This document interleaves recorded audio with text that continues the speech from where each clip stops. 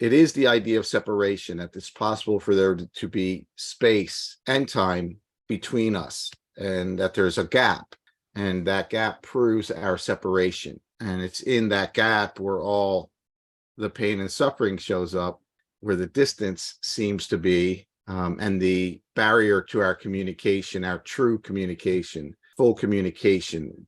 True communication doesn't happen through words and sound. It's automatic.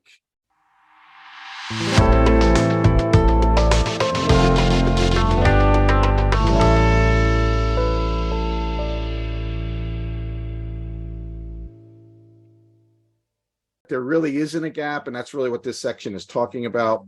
But the illusion is that we're in separate bodies, separate of each other, and there's this space between us, and it can be a lot of space, right? And that's the thing we fear on one hand, but we welcome on the other. We appreciate the space, but then when somebody wants space, then we panic, right? Or we think somebody's leaving us and going to give us a lot of space, we panic. So there is no time, no place, no state where God is absent.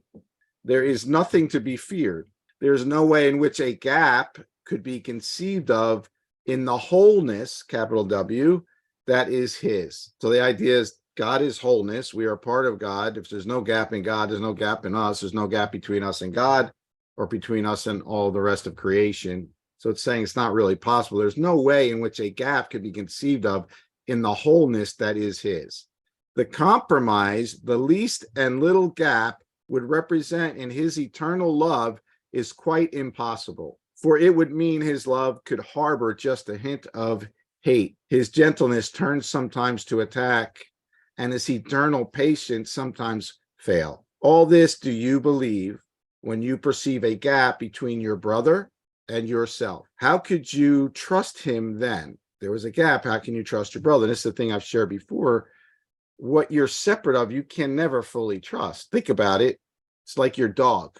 Everybody says, I trust my dog. I love my dog. My dog doesn't bite. But you don't know. You don't know, because there's a gap. Your consciousness, you're not conscious and aware of the thoughts of that being or that person. And that means they can operate outside of your intention. And so they can't be fully trusted. You always have to have some guardedness, some degree of guard. Even think about it.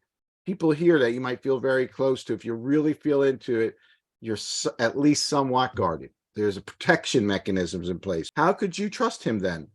For he must be deceptive in his love. Be wary then, let him not come too close, and leave a gap between you and his love, through which you can escape if there be need for you to flee.